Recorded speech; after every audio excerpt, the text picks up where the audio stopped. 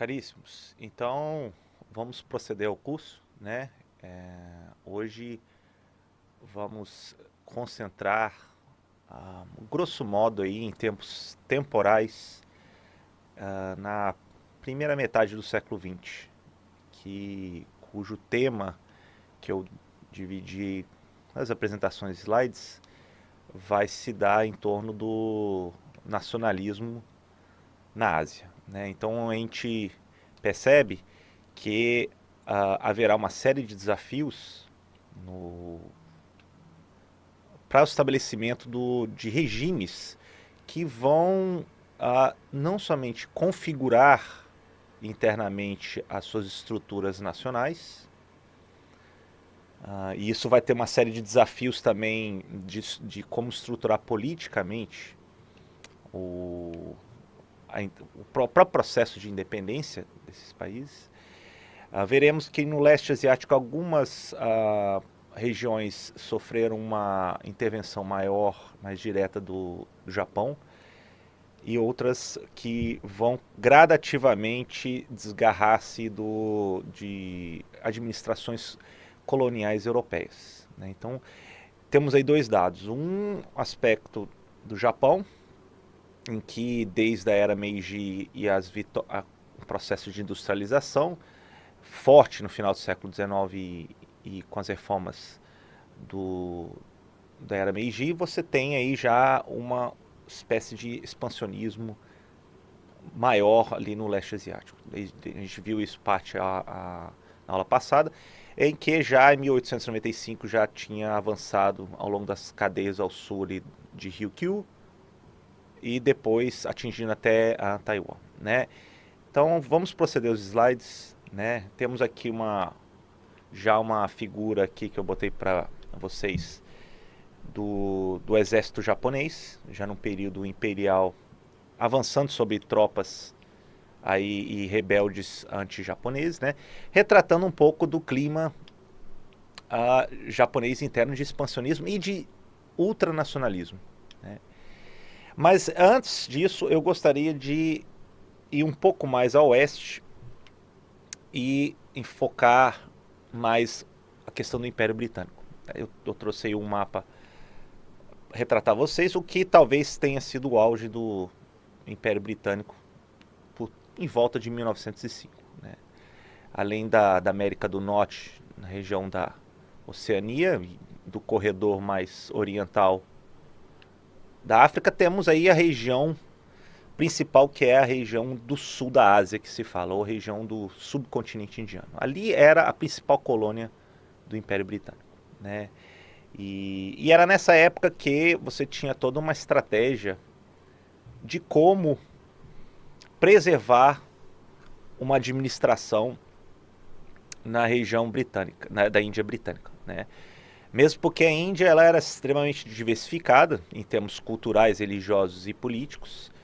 Muitas unidades internas não tão próximas da costa. Isso vai incluir talvez umas 200, 300 unidades diferentes, principescas, reais, diversas. Elas vão se aliar em alguns momentos à administração britânica maior, né? Então, esse mapa já em marrom, tomando conta de toda a Índia britânica, ela esconde isso, mas a coroa britânica ela administrava partes mais estratégicas litorâneas, né? Mas no interior tinha muitas unidades principescas não totalmente administradas pelos britânicos, mesmo porque eram aliados, eram os chamados estados principescos, né? Os britânicos apenas supervisionavam o que eles achavam cruciais, que eram questões militares, de política externa e questões mais monetárias do subcontinente indiano. O resto deixava-se inclusive a esses príncipes, e aí você inclui diversos títulos, né? Nababos, os Rajputs, que muitos títulos maiores chegavam ao Rajá, o Rajá maior, que era o Maharaja, né? E com isso, com essa engenharia política, os britânicos conseguiram costurar sua dominação gradativa ao longo da Índia Britânica. Então temos aí um auge a primeira vista da administração britânica na Índia, né? Em 1911, você tem também invadindo também um pouco mais aí a leste e a oeste, partes do que hoje é o Paquistão, isso a oeste aí, e a leste mais o que a gente hoje chama de Myanmar, a antiga Birmânia. E o sul também, aquela ilha pequena ali, desgarrada do sul da Índia, que é a antiga Ceilão, hoje é Sri Lanka. Então, tudo isso fazia parte de um conjunto maior de primeira ordem de administração colonial britânica na Índia. Né? Isso, cujo auge já vivia-se essa época, de 1905 a 1911, embora veremos que tenha problemas, contestações internas crescentes. Eu trouxe aí isso aqui marca a coroação do próprio monarca britânico à época, Jorge V, que eles decidem melhor administrar a unidade indiana, deslocando a antiga capital colonial da Índia britânica de Calcutá, na Bengala, mais virado ali a leste da Índia, onde a Companhia dos Índios Orientais também tinha sediado durante boa parte do tempo, até meados do século XIX, e tinham transferidos aí mais para a região mais central-norte, na região que hoje é Delhi ou Nova Delhi. Né? E aí, quando muda-se a capital, você tem aí a estratégia de teatro de chamar o próprio monarca britânico para ser coroado também o imperador da Índia. Então foi o que a gente fala que é o Durbar, ou a grande cerimônia e reunião dos regentes, rajás, nababos, todos mostrando submissão, um grande espetáculo teatral aí ao monarca britânico. Então era o auge da pompa e da circunstância britânica aí no subcontinente indiano. Né? Agora, não sei, vocês lembram a série de reformas que tinham sido empreendidas desde 1857, aquelas rebeliões na Índia? Você tinha apontamento, além do imperador em si, máximo, que seria o monarca britânico, você teria vice-reis, que seria um representante do monarca nas Ilhas Britânicas e fazendo a ponte com a dominação britânica na Índia, que eram os vice-reis. Eu trouxe aqui duas figuras, porque eles tinham mandatos aí em torno de 5, 6 anos, né? E aí mudava-se isso para eles não criarem uma força, consolidarem uma força maior na região da Índia. Então tinha uma rotatividade periódica. No primeiro momento à esquerda temos o Lord Curzon. Curzon à esquerda, que representou talvez a parte mais autoconfiante e até arrogante dos britânicos sobre a Índia. Ele depois vai ter outros vice-reis, e à direita temos o Lord Hardinge, que já na época foi no momento de transferência da capital de Calcutá na Índia para a região de Delhi, como a gente viu no slide anterior. O fato é que o que é interessante é que no momento que o vice-rei está nas cerimônias de transferência da capital para Delhi, você tem aí uma figura à direita retratando a tentativa de um nacionalista bengali, ou seja, de Bengala, que tenta jogar um dispositivo de bomba contra quem acompanhava a entourage do Lord Hardinge ali em Delhi. Então, eu achei isso interessante pelo fato de mostrar isso como não estava tão assegurado a dominação britânica na Índia. Né? Mesmo porque, por exemplo, você já tinha uma série de organizações, agremiações de resistência contra a dominação britânica. Inicialmente eram agremiações bastante restritas e elitizadas. Né? Jornalistas, muitos advogados, políticos, diversos líderes religiosos, que se agremiavam pleiteando uma negociação maior, jurídica e política, com relação a uma maior participação dessa elite indiana na administração da Índia britânica. Então, inicialmente era muito tímido, isso na época da fundação, talvez do maior partido, que depois virou o maior partido e porta-voz das aspirações nacionalistas da Índia, seria a fundação do Congresso Nacional Indiano. Em 1885, aí, temos os membros fundadores, né?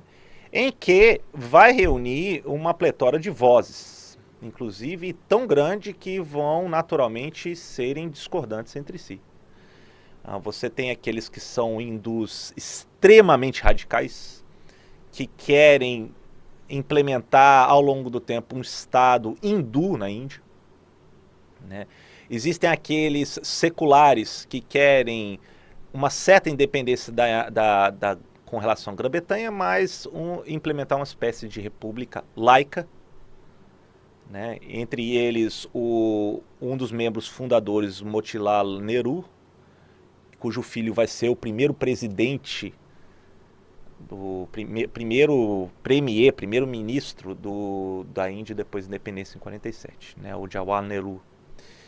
Temos também muitas lideranças religiosas e intelectuais, talvez do maior epicentro de criatividade e questionamento da Índia britânica, daquela região de Bengala, né? Mais à esquerda, aqui da região mais a leste aqui da Índia. Antigamente toda essa província, na época da Índia britânica, se chamava Bengala, né? Hoje compromete a região de Orissa, a parte de Uttar Pradesh, Bihar.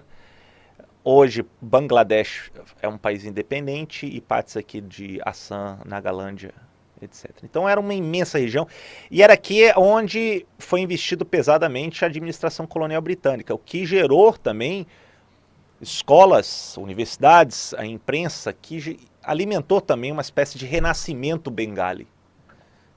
Então as principais resistências e discussões com relação a uma Índia um pouco mais diferente da sua situação colonial adveio muito dessa região, né, dessas agremiações. E muitos deles se juntaram em movimentos, né, como por exemplo a autogestão já, pegando do sânscrito, do hindi, que era, e do bengali, que é o Swaraj. Raj é domínio, dominação, Swa é próprio, né? Então eles tinham uma série de propostas com relação a não somente política, como até intelectual e espiritual, sobre como a Índia deve se posicionar aí já no andamento do século XX. O que é interessante é que ao longo do tempo, e temos já em 1914 a entrada de todo o Império Britânico na Primeira Guerra Mundial. Então, logo antes da Primeira Guerra Mundial, em 1909, para ser mais preciso, uma série de leis foram sendo aprovadas no parlamento britânico, concedendo um pouco mais de participação no espaço legislativo, né, membros dessa elite anglo-indiana, né, muitos do Congresso Nacional Indiano, para propostas legislativas, mas ainda seriam supervisionados por comitês executivos dominados pelos britânicos propriamente ditos, né. Então essa foi uma série de leis sendo aprovadas em 1909, era conhecido como as leis Minto-Morley, né? Depois da Primeira Guerra Mundial houve também uma outra série de leis, entre elas a lei de 1919, entre o vice-rei Lord Chelmsford, à esquerda, e o secretário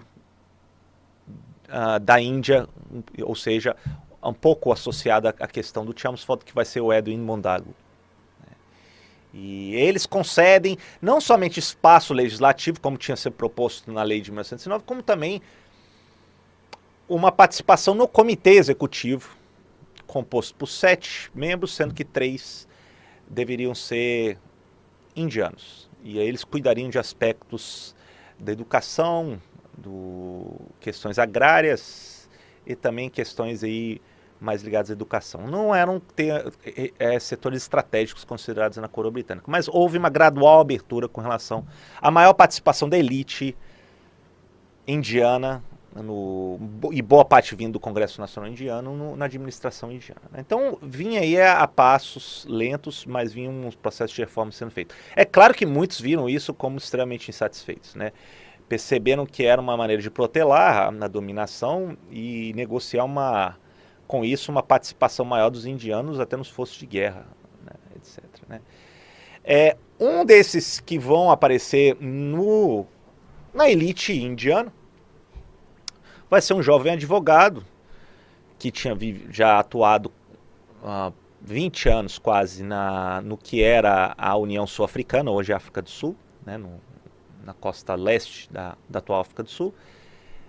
Tinha um escritório de advocacia e que ali percebeu naquele ambiente como que atuar a favor da comunidade indiana, que era numerosa, na União Sul-Africana, né, nas cidades. Principalmente com relação a questões de investimento e principalmente com relação à discriminação racial. Isso aguçou muito.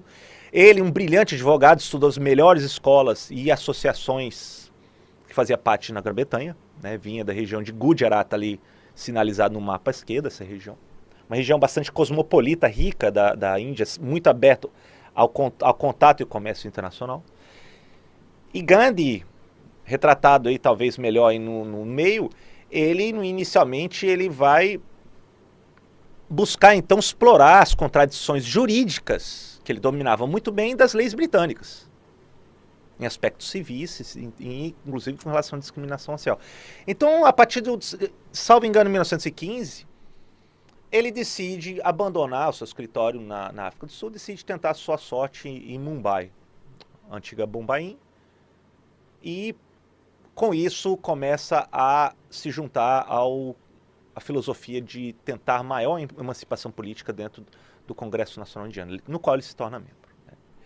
E Gandhi, né, que hoje é um título de honra que ele guarda, que é a grande alma, né? Maha é grande em hindi e Atma é alma. Então a grande alma Mahatma Gandhi, ou o nome dele Mohandas Karamchand Gandhi, né? Ele começa a entrar na vida política pró-independência da Índia já em 1915 em diante. O que é notável em Gandhi é que ele vai começar a angariar mais a participação popular. Né? Ele começa a tirar os limites mais elitizados do Congresso Nacional Indiano. Isso também vai gerar uma série de discordâncias dentro do próprio partido com relação a qual rumo deve tomar o partido, e ele se identifica muito mais com um discurso mais religioso, buscando uma unidade pan-indiana, que é extremamente diversificada, né? Inclusive abraçando causas muçulmanas, hindus, sikhs, jainistas, budistas, entre outros. Ele começa a virar uma figura de referência em termos de comportamento ético e religioso. As pessoas começam a entender, usando o uso de símbolos. Ele é aprisionado inúmeras vezes, né, nesse seu ativismo político diante disso. Então ele vai muito além de uma figura política, ele vira uma figura social, histórica, e com grande apelo popular, né, que já na Índia contava com centenas de milhões de habitantes. Bom, o que vai gravar ainda muito mais é o que acontece em 1919, né, na cidade sagrada aqui, do Templo Dourado do Sikhs, retratado aí em cima, a cidade de Amritsar, na região de Punjab, na região norte-noroeste da Índia atual, quase fazendo fronteira ali, a poucos 30 quilômetros da fronteira com o Paquistão atual. Né? O Punjab, nessa divisão, foi dividido praticamente ao meio em 1947, com a independência do Paquistão. E ali você teve numa praça, num castelo, Bagh em hindi é castelo, fortificação, e ali, na verdade, tinha uma praça fechada, uma única entrada, em que se reuniram inúmeros indianos e sikhs. O Punjab tem muitos sikhs, né? E para protestar contra ainda a presença persistente da administração britânica. Então reuniram-se, salvo engano, 3 mil, 4 mil manifestantes pacíficos, e nessa praça forte, né, chamada Jallianwala Bagh, né, em Amritsar, e aí houve um deslocamento do regimento comandado pelo general britânico Reginald Dyer, e o Dyer ele ocupa a única saída, entrada dessa praça murada, e ele decide abrir fogo contra esses manifestantes. Talvez aí tenha chegado a 300, 400 mortos, muitos feridos, e isso revelou o lado mais trágico, terrível da dominação britânica. Né? Tanto é que até o Reginald Dyer ele é forçado à aposentadoria com todos os seus ganhos e honras, ganha uma medalha, inclusive, de honra pelo parlamento britânico. Então, começa a se tornar insustentável como os britânicos vão encarar, né, essa dominação continuada dos britânicos na região. Isso vai emprestar muita causa e ressentimento a favor de uma maior independência completa da Índia a partir desse episódio, entre outros, né? Bom, dentro do Congresso Nacional Indiano surgiram outras lideranças. Eu tinha falado para vocês do Motilal Nehru, né, que tinha sido um dos principais líderes. Também existiam outros como o Tikal, entre outros, né? Mas o filho do Motilal, o Jawaharlal Nehru, à esquerda, ele da região, um nobre, né, anglo-indiano da região da Caxemira, estuda também nas melhores universidades britânicas, e ele começa, além de pegar o passado do pai dentro do Congresso Nacional Indiano, ele é um vivo admirador do que Gandhi consegue angariar na sociedade indiana. Então ele vai dos aspectos mais moderados, diplomáticos, e vai ser uma espécie de sucessor de Gandhi, que vai liderar boa parte da década de 20 e 30 no espectro do maior político do Congresso Nacional Indiano. Aí, quando Gandhi ele abdica em 1940 da participação como membro do Congresso Nacional Indiano, Nehru assume a liderança deixada por Gandhi, né? Gandhi passa então a dedicar às questões mais espirituais, populares e religiosas, né? Um outro espectro que vai surgir dentro do Congresso Nacional Indiano vai ser aqueles mais radicais de cunho hinduísta, que é retratado, por exemplo, como o Chandra Bose, à direita, em que o Bose mesmo ele retratava que a Índia, independente de ser hinduísta, e tinha que partir por confrontos, inclusive violentos, para a retirada dos britânicos, né? Isso aí eu só estou tentando retratar para vocês um lado que não foi exatamente uma unidade bem resolvida dentro do partido, né? Bom, o que temos aí, botei em último momento, é que, e a gente vai ver a aula que vem, a Índia ela ganha independência em 47, mesmo porque a Grã-Bretanha está extremamente enfraquecida da Segunda Guerra Mundial, de 45, de 39 a 45.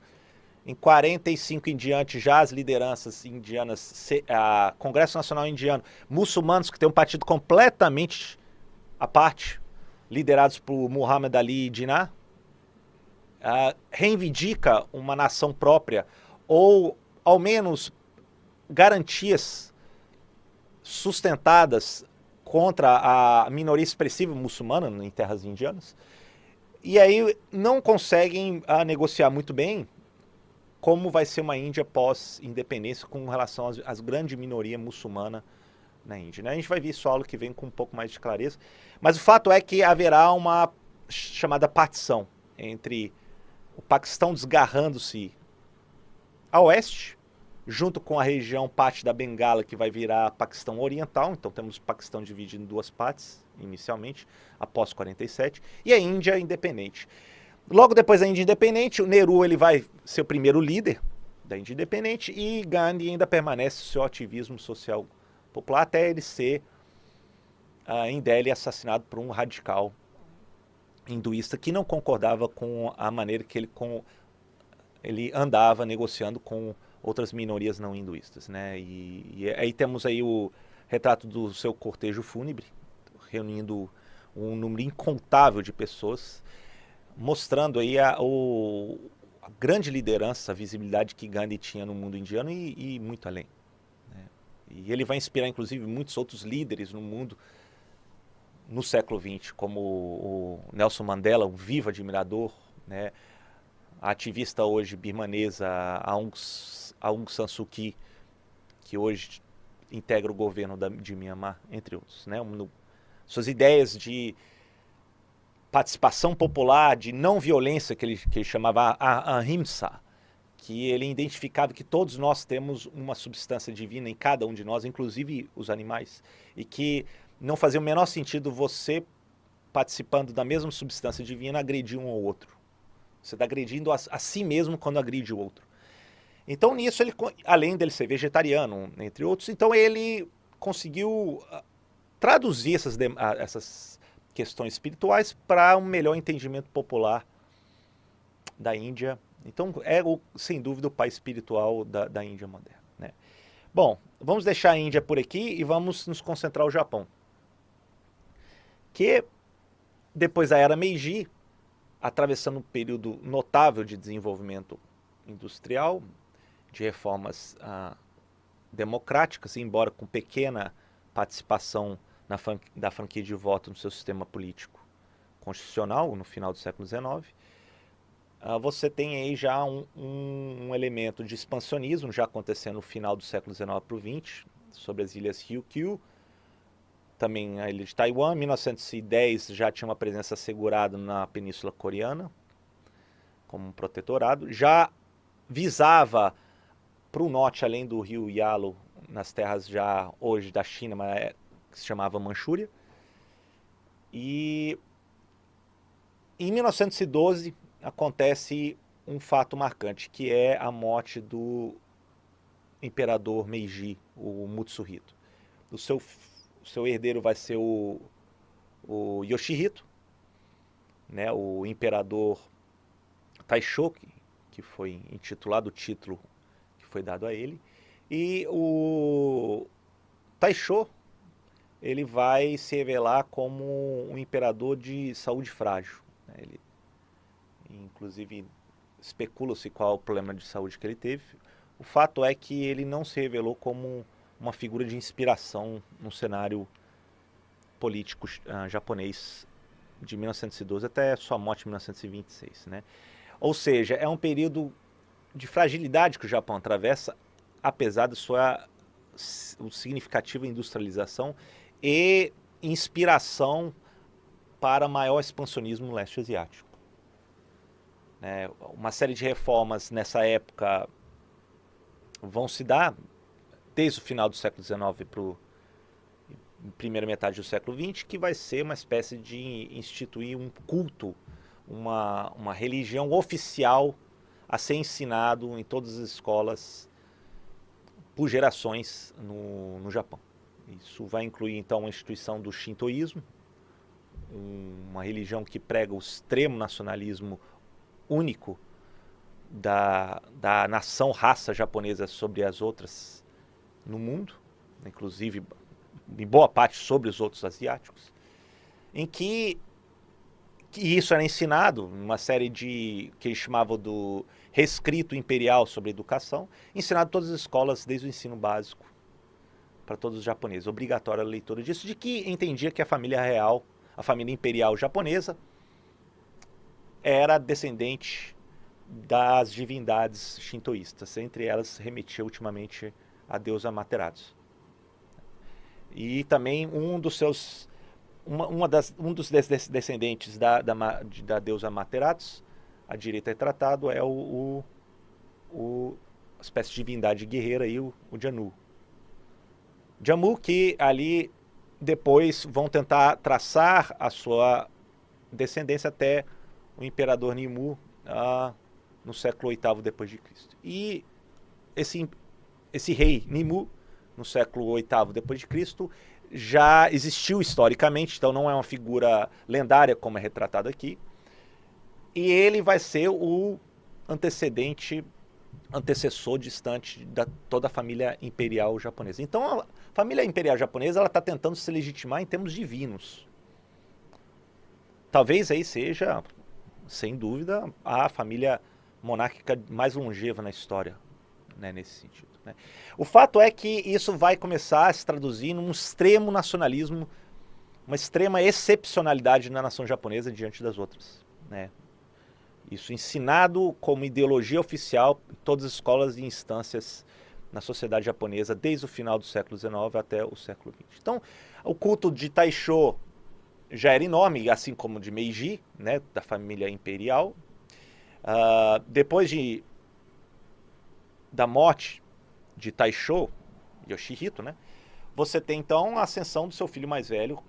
No retrato da foto à esquerda aqui, você tem a figura dele aqui, né, e aqui em trajes mais cerimoniais, que assume o trono do crisântemo em 1926, que vai ser o imperador Hirohito. O título que ele ganha vai ser como imperador Showa. E o Hirohito ele era um pouco mais engajado na política e se fez mais engajado pelas forças políticas que começaram a se agremiar no Japão na década de 20 e na década de 30.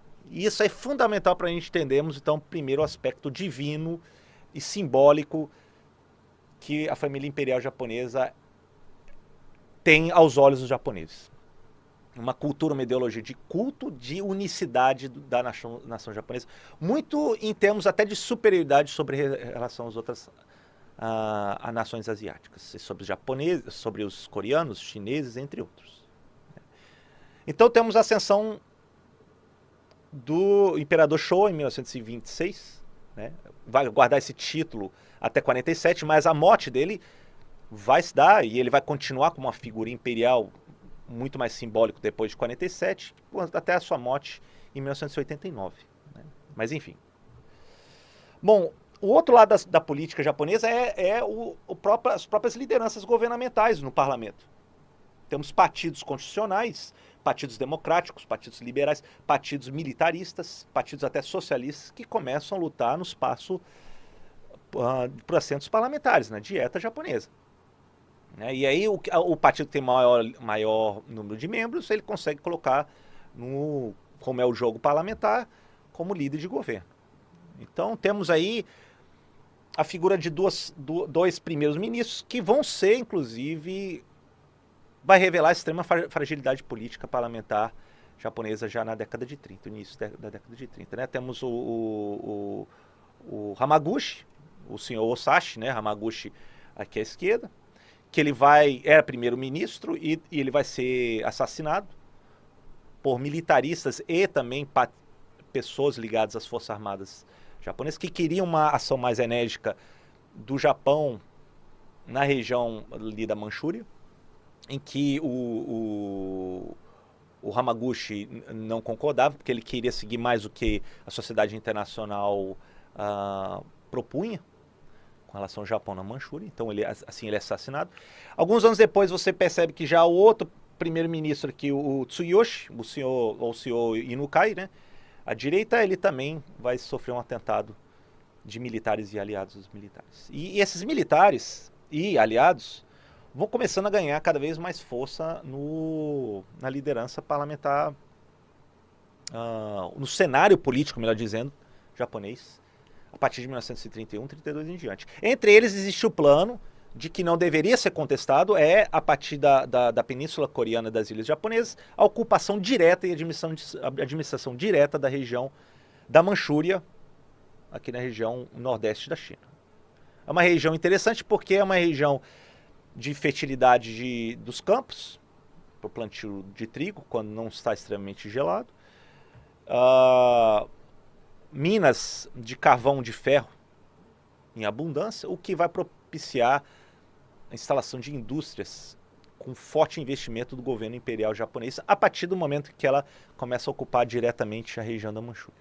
Ela já tinha ocupado e administrado isso gradativamente desde 1928, com uma aliança com um senhor de guerra local chinês, a gente vai ver isso posteriormente. E a partir de 31, com outro incidente na capital da época, Mukden, da Manchúria, eles arranjam um incidente e aí acham isso como justificativa para a ocupação do exército imperial japonês, o Kwantung, na região da Manchúria. Então, eles instalam ali, inclusive como uma espécie de vitrine, o último descendente da dinastia imperial chinesa, os Qings, para tentar legitimar-se nessa região da Manchúria. E eles instituem essa espécie de estado artificial chamado de Manchukuo, na liderança aí, somente entronado apenas como figura de vitrine, que vai ser o imperador Puyi, o último imperador da dinastia Qing, que vai, na verdade, servir como uma figura apenas para tentar justificar, legitimar a administração japonesa nessa região. Então, os japoneses se instalam e invadem essa região da Manchúria. Há uma grande contestação da sociedade internacional, principalmente da Liga das Nações, no qual os japoneses se retiram da Liga das Nações. E isso é observado muito de perto por outros regimes ultranacionalistas na época, como, por exemplo, na Alemanha, o Hitler observa o que está acontecendo nos japoneses e percebe que a Liga das Nações não consegue efetivamente impedir os japoneses na Manchúria.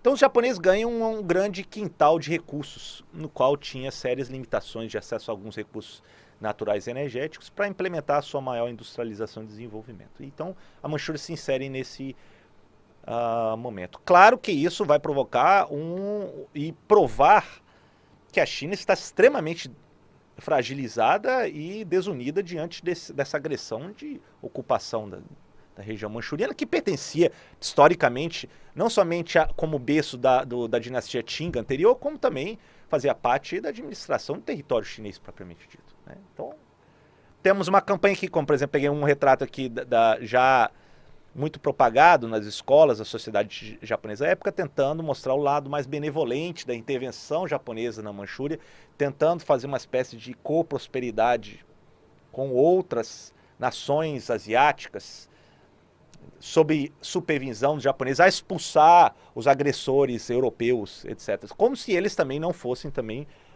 outros dominadores a virem e administrar essa espécie de benevolência, né? Um retrato aqui também, uma foto da invasão e ocupação efetiva do Império Japonês na região da Manchúria, né? E isso eu acho que serve como um primeiro momento de instalação de base do Japão em território chinês. Um pouco mais ao nordeste, sem dúvida, mas já guarda uma certa proximidade com a capital imperial, que é em Pequim, né? Descendo aqui da Manchúria. E que a partir do momento você tem uma série de incidentes também que os japoneses começam a procurar justificar. Isso vai refletir muito o âmbito interno japonês de cada vez mais radicais, ultranacionalistas e militaristas quererem uma expansão maior do Japão no leste asiático a partir da Península Coreana e da região da Manchúria.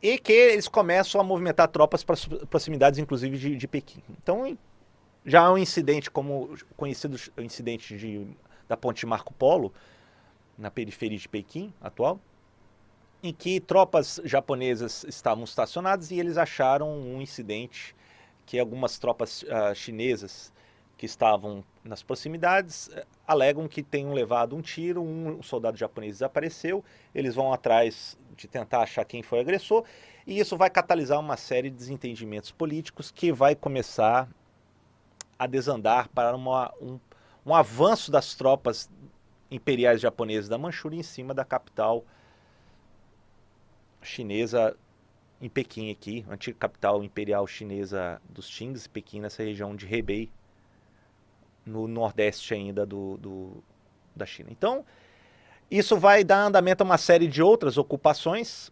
Já em 1937, 38 em diante, o governo japonês se estabelece nessa região imperial, na região de Pequim. Começa a ir um pouco mais para as regiões que chama da Mongólia Interior, né? Hoje parte integrante da China. Avança em direção à península de Shandong, antes a Primeira Guerra Mundial ocupada pelos alemães, mas eles já tinham um certo controle e presença desde o final da Primeira Guerra Mundial, né? Avançam em direção ao rio Yangtze, que corta a China no meio aqui, nessa região mais apontada. Também reprimem manifestações contra a presença japonesa na principal cidade portuária da foz do Yangtze, que é o Xangai, e partem para desestruturar todo o comando chinês que na época estava no poder, que era o Partido Nacionalista, o Kuomintang, que a gente vai falar também isso brevemente. E a capital do nacionalista não era Pequim, ela foi transferida para essa região aqui, um pouco mais afastado no interior ao longo do Yangtze, que vai ser Nanquim. Nanquim significa... Qin significa capital, Nan significa sul na China. Assim como Pequim. Qin é capital e Pei é norte. Então é capital do norte e capital do sul. E o Kuomintang ele tinha estabelecido como capital a região aqui de Nanquim. E as tropas imperiais japonesas, quando invadem Nanquim, talvez seja um dos episódios mais sangrentos, terríveis em todo o andamento das guerras no século XX. Né? Dizem que o índice de mortalidade entre civis foi uma coisa absurda, as brutalidades do exército imperial japonês sobre os chineses nessa região foi uma coisa, sobre civis chineses foram uma coisa absurda, né? Todo o que é conhecido como massacre de Nanquim, se vocês quiserem pesquisar isso posteriormente, é interessante. Tem que ter estômago forte para isso, né? Mas o fato é que os japoneses já têm um plano, então, de dominar e suprimir qualquer espécie de resistência chinesa anti-japonesa na China a partir de 1938, 39 em diante. E gradativamente, isso já entrando até no momento das agressões, no andamento da Segunda Guerra Mundial, mesmo porque aqui as agressões vieram muito antes, desde 1931, elas vão proceder, o governo imperial japonês, sob comandos militaristas, a ocupar as principais cidades costeiras aqui da China. Né? Isso vai incluir também a região de Fujian, né? E também a região que dá saída do Rio das Pérolas, a região de Cantão. Né? Ou seja, praticamente todas as regiões de prosperidade de alguma presença industrial chinesa é ocupado pelas forças japonesas. Os nacionalistas do Kuomintang não conseguem fazer resistência efetiva, saem extremamente enfraquecidos e desmoralizados e se retiram cada vez mais para o interior do que essa região de Sichuan que a gente fala. Os comunistas chineses também sempre evitaram um confronto com os japoneses, sabiam que iam perder e também se retiraram para o interior. Então é uma espécie de tática de retração, de guerrilha, que tanto os nacionalistas do Kuomintang como também os comunistas vão gradativamente ir para o interior da China para tentar esgotar a presença japonesa ao longo do tempo. Mesmo porque era estendido demais a presença japonesa já ao longo do tempo, ao longo dos anos, a ser mantido os suprimentos e mantimentos das tropas, manter as linhas de mantimentos até o interior aí, a enfraquecer essas forças anti-japonesas no interior da China. Né? Mas o fato é que já em 1940, 41, você tem uma presença já em conteste dos japoneses em toda a parte costeira e também o médio curso do rio Yangtze, essa região industrial chamada de Wuhan, no médio curso do Yangtze. E a partir de 41 em diante, a partir do momento que lá na Europa Hitler declara guerra, dando fim ao pacto Molotov-Ribbentrop com relação a Stalin na União Soviética, e entendendo que a União Soviética ia se concentrar todas as suas forças com relação à Alemanha, na Europa do Leste, os japoneses percebem que o teatro de guerra e a preocupação europeia principal vai se dar na região da Europa. Então, em 41 em diante, quando acontece esse início das agressões dos alemães sobre os soviéticos, você tem uma outra estratégia a ser tomada pelo governo imperial japonês. De manter aqui, na medida do possível, a dominação costeira chinesa, que já estava assegurada, não interiorana, e começa a partir sobre as ex-colônias europeias no Sudeste Asiático. Então, você tem já a ocupação da ilha de Hong Kong, já meados de 1941, final de 1941, né? Uma presença maior já em cima da Indochina francesa, Vietnã, Laos, Camboja atual, entendendo que em 1940 a França ela tinha sido ocupada pelas forças nazistas, né? E todas as colônias, a maior parte das colônias francesas se posicionaram a favor desse regime pró-nazista que vai ganhar presença na França a partir de 1940. Então, os japoneses, com o aval do governador da época francês, o general Decoux, eles entram nessa região da Indochina francesa, né, com o aval do regime pró-nazista da França em vigor.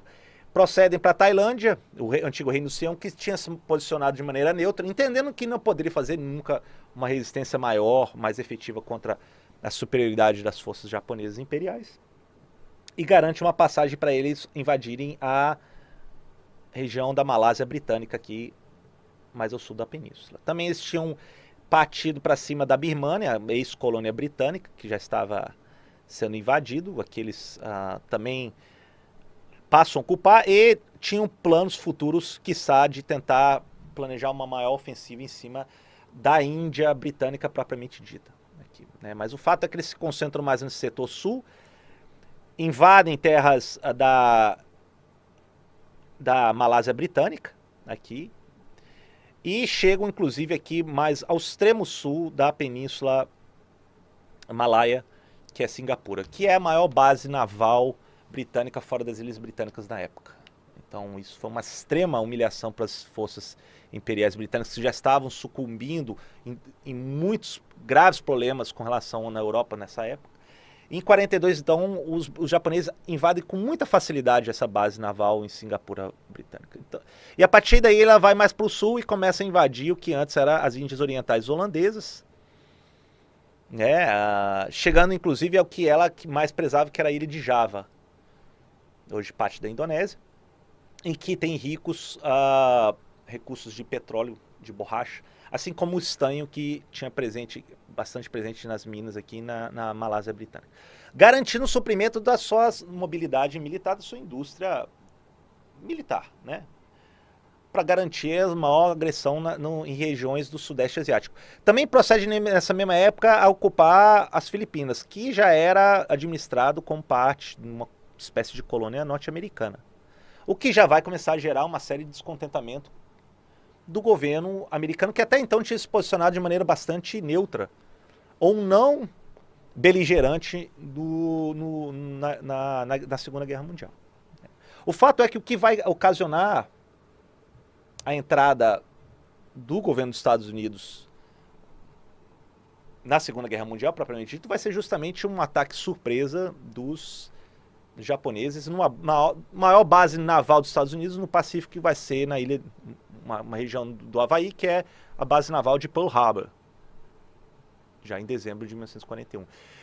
Não foi dado nenhum aviso com relação a isso, mesmo porque nem a embaixada do Japão em Washington foi avisada, e dizem que os japoneses falam que avisaram que deveria ter dado um ultimato para o governo americano, mas isso se revelou um fiasco. Na verdade, nunca houve nenhuma tentativa do governo japonês de avisar ou dar um ultimato com relação ao ataque surpresa sobre Pearl Harbor. Assim como o governo britânico também não foi notificado sobre o ataque em cima da Malásia ou de Hong Kong. Então, o governo japonês jogou muito em cima desse elemento surpresa, de provocar consternação e paralisia diante do seu rápido avanço em cima das regiões do Sudeste Asiático, e que agora, a partir do Sudeste Asiático, começam a avançar para ilhas do Pacífico. Não somente as Filipinas, como também uma série de ilhas, e muitas delas já eram bases americanas, na ilha de Guam, e depois se estendendo até ali o Havaí, em que ataca em dezembro de 41, que vai provocar, então, uma comoção pública enorme dos Estados Unidos, e o presidente Franklin Delano Roosevelt, ele, então, consegue aprovação no Congresso americano, que tinha se posicionado de maneira bastante isolacionista até então, para a entrada efetiva na Segunda Guerra Mundial, né? Os Estados Unidos, ele sofre esse ataque, mas ele não tem perdas tão significativas assim, né? Há uma grande comoção, sem dúvida, mas, por exemplo, os porta-aviões que estavam nas proximidades não foram atingidos. Certamente alguns navios couraçados foram atingidos, alguns aviões, e aí o número de baixas chegou a 4, 5 mil baixas por parte dos Estados Unidos, mas na verdade não debilitou a base americana no Pacífico. O que vai ser mais de consequência vai ser a extrema indignação do governo dos Estados Unidos em cima dos japoneses, com relação ao seu avanço no Pacífico. E aí vocês podem perguntar o seguinte: mas por que o Japão tomou essa decisão, né? Na verdade, o governo japonês, ele vinha já tentando negociar sua presença maior na região do Pacífico e do Sudeste Asiático com os governos aliados, e também os Estados Unidos, que não diretamente está envolvido na guerra até então, para ter uma presença maior no Sudeste Asiático. E quando, a partir do momento que ela começa a ocupar aquelas regiões do Sudeste Asiático, de governos britânicos, até do governo holandês, o governo americano já via com preocupação sua ocupação nessa região, inclusive até sobre a China. Isso antes de 1941. Né? Então uma série de leis de embargo econômico, de venda de produtos para a economia japonesa, vindo dos Estados Unidos, já começaram a fazer, era bastante notável já a partir de 38, 37 em diante. E um desses recursos que o Japão precisava para manter a sua indústria e suas forças armadas era o petróleo. Sendo que 80%, e o Japão quase que não tem reservas petrolíferas significativas na época, 80% das importações de petróleo vinham dos Estados Unidos. Então, quando os Estados Unidos começam a embargar a venda de petróleo, o governo japonês tem que achar recursos petrolíferos em algum outro lugar. E aí ela mira a ilha de Java, que já tem consideráveis reservas petrolíferas. Mas ela não chega a administrar durante tanto tempo a ponto de garantir um suprimento sustentado desse recurso energético. Então, um primeiro momento eles atacam para justamente tentar negociar em posição de maior vantagem frente aos Estados Unidos. É assim que eles acreditavam.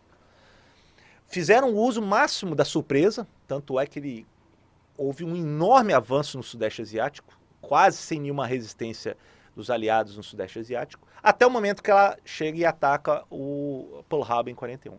E aí, na verdade, provocou muito mais uma intransigência dos Estados Unidos e uma mobilidade enorme dos Estados Unidos na frente do Pacífico, frente aos japoneses. E aí sabemos já o final da história, né?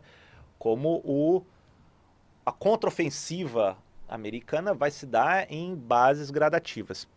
Já em 42 existiu uma batalha nas ilhas, aqui temos o Havaí, e essa região aqui que era uma base americana, que os japoneses tentaram também atacar, e aqui eles foram rechaçados, que é as ilhas Midway, né, em 42.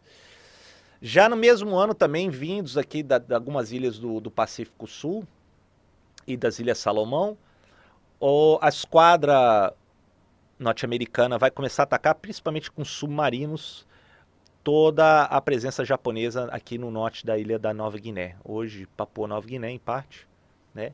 E principalmente tentando estrangular o suprimento de petróleo que vinha da ilha de Java para as ilhas japonesas, para alimentar sua indústria militar nos esforços de guerra. E aí eles conseguem interromper essa linha de suprimento. Então, além do embargo do petróleo em cima do Japão, em vigor desde 37 e 38, você tem o estrangulamento dessa linha de suprimento de recursos energéticos estratégicos que os japoneses tinham dominado, embora brevemente, nas regiões do que hoje é a Indonésia. Antes eram antigas colônias holandesas. Então, essa é a primeira ofensiva e a série de vitórias que os americanos vão ter sobre os japoneses, né? Temos aqui o retrato do principal comandante dessas forças norte-americanas e aliadas no Pacífico, vai ser o general Douglas MacArthur, né? Que tinha sido governador supervisor dos americanos das Ilhas das Filipinas, tinha fugido da ocupação japonesa alguns anos antes, quando ele ficou um tempo na Austrália, e depois ele voltou e começou a ordenar essa contraofensiva dos aliados em cima dos japoneses na região do Pacífico Sudeste Asiático. Então, já em 1941-42, a expulsão dos japoneses, grande batalha na região das Filipinas, no Golfo de Leyte, por exemplo, talvez uma das maiores batalhas navais na Segunda Guerra Mundial. A retirada também deles vinha ao longo aqui da região do que hoje é a Indonésia, né? Em direção aqui às ilhas um pouco mais próximas do que são as ilhas Ryukyu, que já é a própria nação japonesa ali, propriamente dita, né? O estratégico também foi muito importante o apoio dos aliados e dos americanos com relação aos nacionalistas do Kuomintang na China, que começam a tentar empurrar para a costa novamente os japoneses, que estão muito mais preocupados em fazer frente aos avanços dos americanos em regiões dos mares aqui da região do Sudeste Asiático, e principalmente o avanço dos americanos em cima de algumas ilhas, as Ilhas Salomão, Depois temos a ocupação da base, reocupação novamente da base de Guam e começa a ocupar as ilhas aqui de Saipan ou as Ilhas Marianas, né? Já em 42 em diante. E a partir daqui começa a revelar uma situação bastante problemática para os japoneses. Por quê? Aqui já começava a possibilitar no alcance aéreo dos bombardeios dos B-25 e principalmente dos B-29, em que eles poderiam decolar dessas ilhas e já poderiam bombardear as principais cidades nas ilhas japonesas, né? Eles procedem inclusive para ocupar as ilhas Bonin, entre elas a principal Iwo-Jima, né? Ocupam com viva resistência japonesa. E depois disso começam a ocupar as ilhas Ryukyu, entre elas a ilha de Okinawa, talvez a maior batalha entre americanos e japoneses na Segunda Guerra Mundial. A partir do momento que eles ocupam Okinawa, e tem grande número de baixas, tanto dos japoneses, civis e militares, como também até dos americanos, começa a se revelar uma situação extremamente fatalista da presença japonesa nessa região, que começam a perceber que vão perder a guerra, né? A plataforma de lançamento, base de lançamento dos bombardeiros americanos B-29 sobre as cidades japonesas começa a se intensificar. Eles não conseguem mais fazer frente a esse avanço aéreo. Os bombardeios inicialmente não são atômicos, isso somente vai se dar em agosto de 45, mas são incendiários, são bombas convencionais, entendendo que boa parte das cidades, dos centros mais históricos japoneses, é construído de madeira, então o alastramento do fogo é enorme.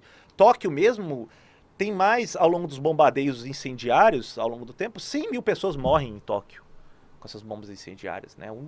Milhões de pessoas são deslocadas das suas casas. Então, a economia japonesa começa a se atravessar, além de um período de racionamento diante dos recursos que estavam sendo todos direcionados para o esforço de guerra, você tem aí um gradativo avanço e bombardeio dos americanos sobre as cidades e bases industriais japonesas, né? Então, 42, 43 e diante, já era visível essa presença americana vindos do sul e das ilhas aqui de Iwo-Jima, as ilhas Bonin e as ilhas Ryukyu, mais ao sul das maiores ilhas japonesas, né? E a partir daí, então, o governo japonês começa a tentar mobilizar toda a sua sociedade contra o esforço supremo a favor do imperador japonês contra os invasores bárbaros. Então, você tem táticas suicidas, como já estavam sendo revelado na Batalha de Golfo de Leyte, nas Filipinas, que eram jovens recrutados do meio empobrecido do interior, com forte carga ideológica, nem chegando aos 20 anos de idade, e entravam em aviões que só tinham combustível para ir e não voltar, e eles tinham que simplesmente se jogar, esses caças, nas embarcações e forças aliadas, os chamados kamikazes, né? O shimpu, como os japoneses falam, né? Era mais uma medida de extremo fatalismo de suicídio, praticamente, que o Japão está começando a adotar frente ao avanço quase que inconteste já, inevitável das forças aliadas contra os japoneses, né? Então, já em 1944, 45, os japoneses começam a tentar mobilizar a sua população para fazer o esforço supremo de resistência. Muitos, inclusive, cometeram suicídio, como em Okinawa, do que em se entregar aos americanos, mesmo porque foi inculcado neles a ideia de que eles eram extremamente bárbaros e que eram monstros os americanos e que era preferível se matar do que propriamente se entregar às forças aliadas. E em grandes cidades do Japão também não havia nenhuma rendição de boa parte da sociedade, muito por conta da atitude de militaristas no poder, como o general Tojo, Hideki Tojo. O próprio imperador Showa se omitiu muito, e até hoje isso é um tabu no Japão, até que ponto o imperador Showa, o Hirohito, teve participação e omissão nesse esforço fatalista de guerra. E já nos anos finais da Segunda Guerra Mundial, quando a Alemanha já tinha se rendido, o presidente Truman, que vai suceder o Roosevelt, que tinha morrido no início, primeira metade de 1945, ele já tem o projeto Manhattan mostrou a bem-sucedidos testes nucleares e ele então decide largar em cima, jogar em cima de cidades estratégicas de base industrial e populacional no Japão a bomba atômica. Inicialmente vai em cima de Hiroshima, lança a bomba em 6 de agosto, 90 mil mortos imediatamente. Primeira vez na história da humanidade que um artefato atômico é lançado sobre uma população. O governo imperial japonês e militaristas, eles não se rendem, já tinham recebido os termos de rendição e um aviso de que um bombardeio fulminante iria acontecer sobre algumas cidades do Japão. Então eles estavam cientes do que estava vindo e eles não se renderam. Preferiam lançar a sociedade japonesa ao mercê dessas bombas atômicas. E, diante da sua não resposta, 3 dias depois, e com aviso do governo americano, lançaram uma outra bomba nuclear, agora sobre Nagasaki. Aí 60, salvo engano, 60 mil mortos e o número igual também nos anos posteriores de consequências desse bombardeio nuclear, né? E aí o Conselho Maior, com a presença do Imperador Showa, eles têm que decidir se render. Apesar deles, mesmo assim, alguns radicais desse Conselho Maior no Japão, militaristas, queriam lutar até o fim, para justamente sacrificar a população japonesa ao extremo, para tentar preservar aí ainda no poder o projeto nacionalista do Japão. Mas aí o bom senso prevaleceu diante dessa calamidade e os dirigentes, junto com certa anuência do imperador, que não se envolvia também tanto, né, em questões políticas, decidem se render. Prometido que o governo americano, o governo aliado, mas principalmente americano, do MacArthur na liderança, prometem manter a estrutura, pelo menos a estrutura imperial, de maneira bastante simbólica no Japão. O resto vai ficar à mercê da reformulação das forças aliadas, principalmente dos Estados Unidos e do Japão depois da Segunda Guerra Mundial. E aí você tem aqui, isso aqui é a cena devastada de Hiroshima, os 2 cogumelos atômicos nas suas cidades, e que aqui tem a assinatura de rendição a bordo do navio USS Missouri, na Baía de Tóquio, dos representantes do governo imperial japonês, frente a representantes dos aliados dos termos de rendição. Então, temos uma situação que o Japão entra numa nova fase, né? E é interessante, porque o Japão nunca, na sua história, talvez aí desde os primeiros séculos depois de Cristo, nunca tinha perdido uma guerra. Eles tinham perdido batalhas, né, como o Henshaw fala, mas nunca uma guerra. Então talvez tenha sido essa sua incapacidade de perceber, diante daquela ideologia da unicidade dos japoneses diante do mundo, eles não sabiam até quando poderiam lutar e barganhar a sua vitória. Então eles foram até o último momento e chegou a esse extremo de bombardeio atômico. Claro que também houve também a extrema desumanidade de você jogar dois armamentos nucleares sobre populações civis do lado americano, mas também o que foi muito questionável foi o envolvimento da família, da figura imperial e de militaristas que preferiam sacrificar a sociedade japonesa ao extremo até assinar a rendição já um momento avançado das agressões, né? Então, o Japão, depois a gente vai ver isso na próxima aula, como ele vai se posicionar, vai se submeter a todas as diretrizes americanas de 1945 em diante, né? Bom, por fim, temos aqui a China, né? A China que tinha já atravessado, desde o desmonte da família imperial dos Qings em 1911, você vai ter uma série de questionamentos novos que vão surgir na China a partir de 1911 em diante, né? Um desses movimentos maior, vou adiantar aqui, é o movimento 4 de maio. Embora tenha acontecido em 1919, foi um movimento mais de questionamento social da intelectualidade chinesa, de tentar reformular o sistema político, cultural, chinês depois da queda da família, da dinastia imperial Qing, em 1911. Né?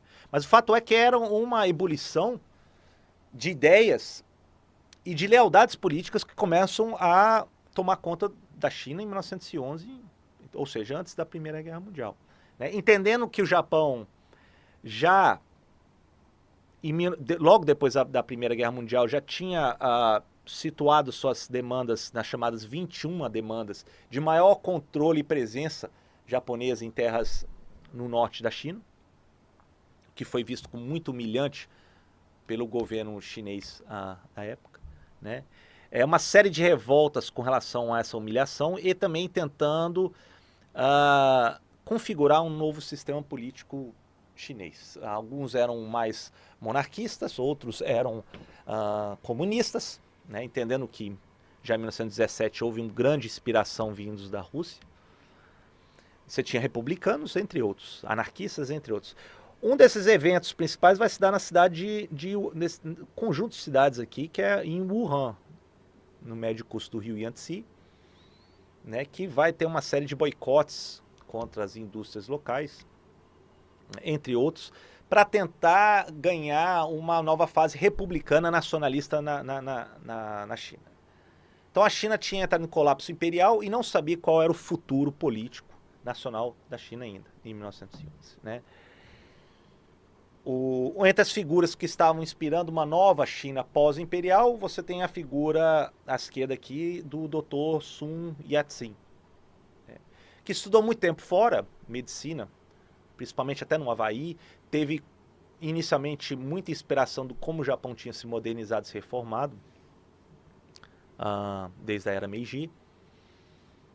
Morou boa parte de sua vida fora da China, mas com muito incentivo das comunidades chinesas que viviam fora também do mundo chinês. Né? Mandavam dinheiro, ele era um republicano convicto e que achava que assim deveria ser a melhor maneira da China entrar na sua fase pós-imperial, né? Depois de 1911. O fato é que ele volta quando tem essa série de revoltas em 1911, principalmente aquelas explosões de sabotagens em Wuhan.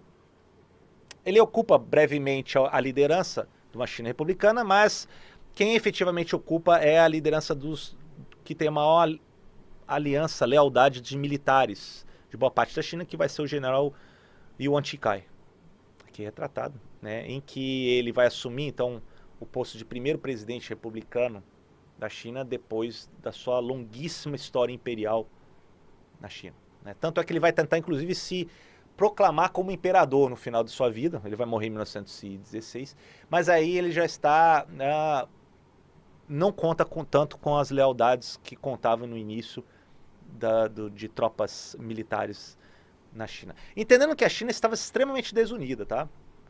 Ela não era um conjunto de unidade para fazer resistência frente aos japoneses ou contra contestações internas. Cada uma região tinha uma diretriz própria.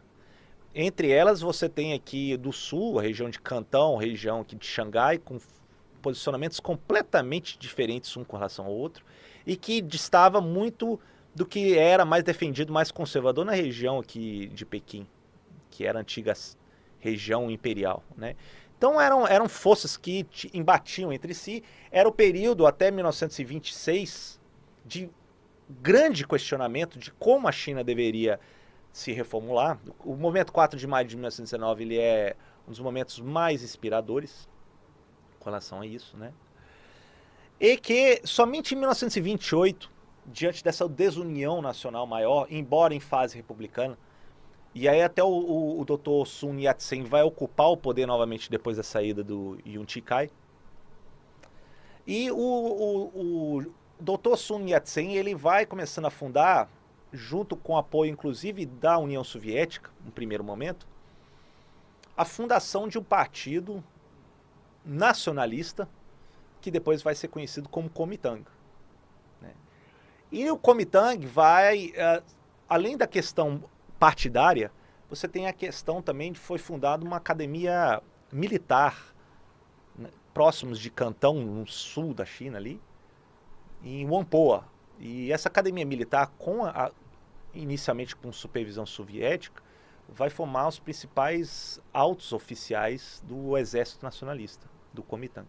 Entre eles, o maior graduado vai ser o general Chiang Kai-shek, que inclusive estuda um tempo em Moscou. Depois ele volta, ele vira, a partir de 26 em diante, quando ele tenta, na sua campanha norte, acabar com essa desunião nacional, com esses senhores de guerra que estavam desunindo a China nessa fase inicial republicana, e a fraqueza da China frente aos japoneses ali na Manchúria, né? Ele então faz uma grande campanha e consegue minimamente unificar em ordem a China em 1928. E vira grande figura nacional dentro do partido do Kuomintang em 1928 em diante, né? E, claro, Manchúria já estava na órbita japonesa, então isso eles já não tinham conseguido plenamente administrar. Mas o fato é que, desde 1911, a China não via tão grande unidade quanto viu a partir dessa campanha norte do Chiang Kai-shek em 1928. Né? E ele vai virar, então, a figura dominante dos nacionalistas a instaurar uma mínima ordem nacional na China a partir de 28 em diante.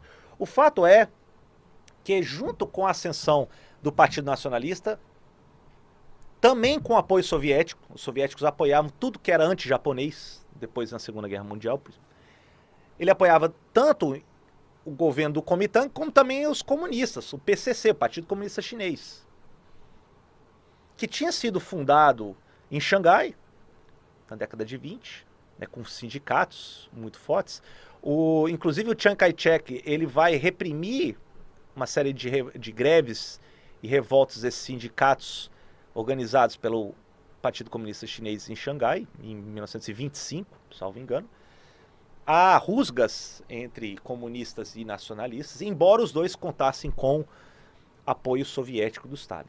E em certos momentos eles tiveram que, inclusive, apaziguar as suas diferenças para fazer frente maior aos japoneses que estavam vindos do norte e da costa chinesa. E aí, mas quando os comunistas em Xangai sofrem essa derrota, há uma reorientação das suas bases dos comunistas na China em regiões um pouco mais interioranas, como na província de Jiangxi. E uma liderança que surge aqui dessa região, um pouco próximos à região de Wuhan, mais um pouco para o sul, com muitas bases comunitárias rurais, vai ser a figura de Mao Tse-tung. Mao Tse-tung, ele já era membro do Partido Comunista Chinês, embora com um projeto próprio, nunca tinha suportado a interferência excessiva dos soviéticos, mas entendia a importância, e principalmente não suportava um conluio com os nacionalistas, a não ser em extrema necessidade. Então não é uma guerra civil latente que estava fervilhando na China, mesmo com esse avanço norte de Chiang Kai-shek tentando unir a China em 1928 em diante. Então, quando Chiang Kai-shek ele consegue unificar boa parte da China, os comunistas começam a tentar se organizar em regiões mais interioranas, regiões mais empobrecidas, com a miserabilidade camponesa e a exploração latifundiária bastante evidente ainda, não solucionado, esses termos desiguais em regiões interioranas na China, e aí que o Partido Comunista Chinês, na figura de Mao, começa a ganhar maior proeminência, né? Eles começam a ser perseguidos pelas forças do Kuomintang, né, dos nacionalistas, e entendendo que não conseguiriam fazer força frente, eles começam a se bater em retirada cada vez mais no interior. Isso ainda na década de 30, tá? Então, antes do andamento da Segunda Guerra Mundial. Eles se refugiam inicialmente aqui na região Sichuan, região mesma que os nacionalistas fogem também na região de Chongqing, diante do avanço japonês, mas antes disso, os comunistas tinham se instalado aqui, e com o avanço do Kuomintang em 34, 35 em cima deles, eles procedem a tentar fugir pelo interior até a região de Shanxi, no árido norte chinês, onde tinha algumas organizações comunistas também simpatizantes a serem organizadas, muito também com o apoio da União Soviética.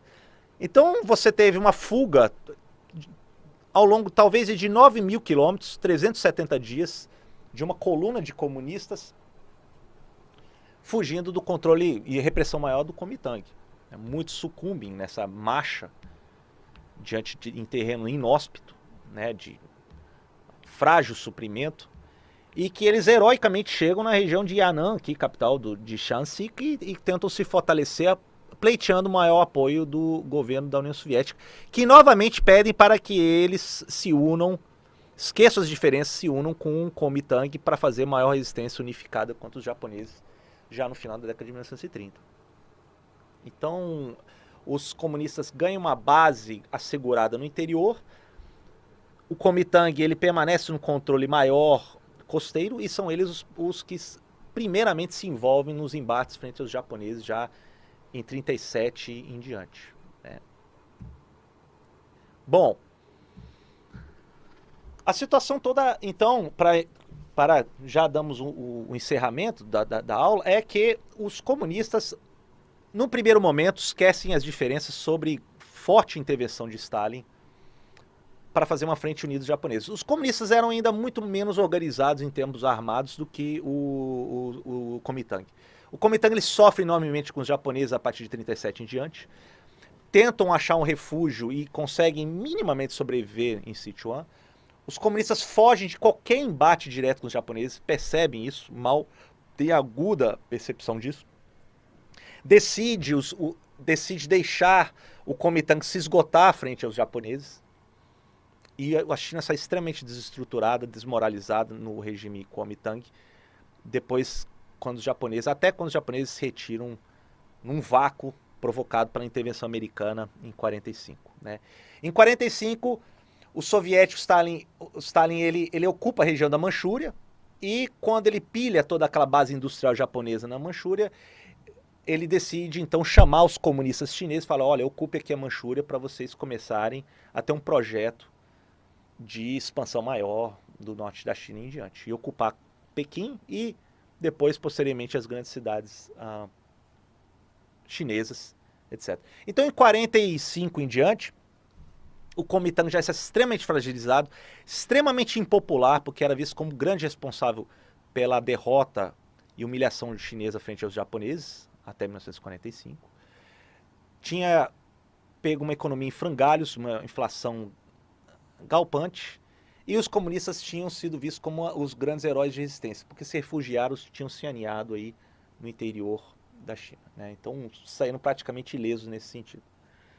Já em 1948 em diante, há um avanço com o apoio dos soviéticos, que já não querem os nacionalistas no poder, apoiam o Partido Comunista Chinês de Mao, e Mao começa então a proceder a partir do norte, a ocupar as grandes cidades, primeiro no norte da China, né? E depois aí gradativamente, vamos aqui ao mapa, as grandes cidades litorâneas, até chegar ao momento, ocupa Nanquim já em 1949, Cantão também em 49, expulsando aquelas forças mais leais ligadas ao Kuomintang para a ilha de Formosa, hoje se chama Ilha de Taiwan, e que eles buscam refúgio com Chiang Kai-shek, fundando então uma China nacionalista, herdeira do Kuomintang aqui na ilha. E já em outubro de 1949, Mao então faz o discurso famoso dele na Praça da Paz Celestial, a Praça Tiananmen, em Pequim, que ele proclama então o nascimento da República Popular da China. Ok? Então, eu vou encerrar a aula de hoje entendendo que a gente viu em grande perspectiva as questões nacionalistas, enfocando muito as questões japonesas, que vai desestruturar total a região do leste asiático, sudeste asiático. Haverá também uma mudança de regimes antes republicano e também de uma guerra civil chinesa, depois um período nacionalista, Chiang Kai-shek, depois a ascensão dos comunistas em 49 em diante na China, né? E a Índia já ganha sua independência em 47, e vai haver um processo de separação forçada entre um país, Paquistão ocidental e oriental de maioria muçulmana, e a Índia, de maneira laica, vai prevalecer ali, ganhar sua vida propriamente dita em 47 em diante. E aí a gente já dou a deixa para a nossa próxima aula. Ok? Obrigado aí a todos.